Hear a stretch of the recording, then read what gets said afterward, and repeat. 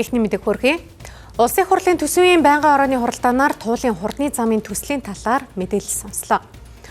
Хөндлөнгийн мэргэжлийн компаниуд төслийн нийт төсөвт өртгийг 2.3 их 80 төгрөг байх тооцооллыг хийж тээзүүг нь боловсруулсныг хотын удирдлагууд тайлбарлаж байгаа юм. За харин улсын хурлын гишүүд хариулт тодорхойгүй гэж шүүмжилсэн байна. Гишүүдийн шүүмжлэл сүүлдээ нийслэлийн засаг даргын орлогч даваа далаагийн бие таалцснаар үргэлжлэлээ.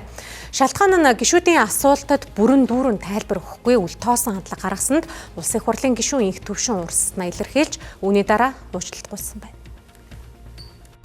Туулын урдны замын төслийг 2025-аас 2027 оны хооронд хэрэгжүүлж үүнд нийтдээ 2.3 их 80 төгрөгийг зарцуулахаар төлөвлөд байна. Эхний ээлжинд 500 тэрбум төгрөгийг төсөл хэрэгжүүлэгч компанид шилжүүлж ажил нь эхлээд байна. Тэгвэл улсын хурлын төсвийн байнгын орооны хурлын үеэр зардлыг хэрхэн тооцсон бэ гэдгийг гишүүд чухалчлан асууж байлаа. Тэгэхээр одоо бол ер нь энэ туулын урдны замтай асуудлыг холбоотой асуудлыг байнгын хороон дээр ярьж болдгоо юм бол одоо хэн шалгах одоо ямар тийм боломж байдгийг их хурл дээр энэ асуудлыг тавьж шалгуулахаас өөр арга. Улаанбаатар хотын төгжрлийн өртөг 1 тэрбум Америк долларын ийм төгжрлийн одоо өртөг алдж байна гэдэг ийм дүүлд гарсан. За энэ бол баригдаж ирснээс эхлээд 126 гээд түүнээс дээш дандаа эдийн засгийн эрг үзүүлэлтүүд өгнө гэдгийг техник эдийн засгийн үндэслэлээр маш тодорхой дурдсан байгаа гэдгийг хэлье. Улсын хурлын гишүүд бүрэн дүүрэн мэдээлэл авч чадахгүй байна гэх шүүмжлэлтэд зэрэгцээд нийслэлийн удирдлагууд ариун цэврээр орохоор танхимыг орхин гарсанд бухимдаж улсын хурлын гишүүн их төвшин нийслэлийн засаг даргын орлогч даваа далаагийн бие таалцсан юм а.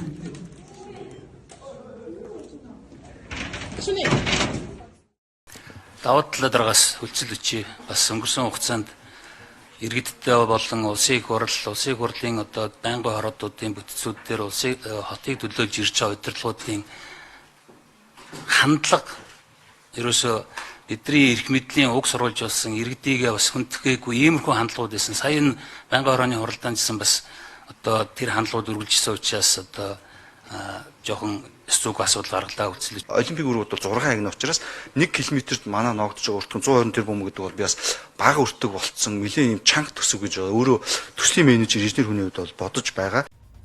Нийслэлийн засаг даргын зүгээс туулын урдны замын төслийг эсэргүүцэж байгаа үйл явцыг Ардчилсан намын хийж байгаа улс төрчлөлт гэж тайлбарлаа.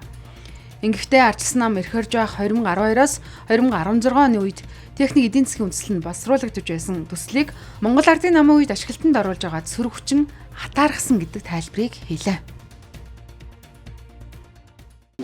Би Монгол улсын үндсэн хуулинд заасан эвлэлдэн нэгдэх жагсаал цугдлах эрхээ л эдэлж байгаа шүү дээ. Тэр миний эрх хязгаарлагдаг байх гэж бодож байгаа. Дахид зохион байгуулах. Захид шаардлагатай гэж үзвэл тэгээд одоо олон нийтэд зөв мэдээлэл өгөх тул тийм дээ. Нэр бүхий гишүүдийн зүгээс туулын урдны замын хөрөнгө оруулалт зардлын асуудлаар сонсгол явах саналууд ч гаргалаа. Харин нийслэлийн удирдлагууд хотын төсвөөр хэрэгжүүлж эргээд зардлаа нөхөх боломжтой төсөл гэх тайлбаруудыг өгснөөр улсын хурлын төсвийн байнгын орооны мэдээлэл өндөрлсөн юм а.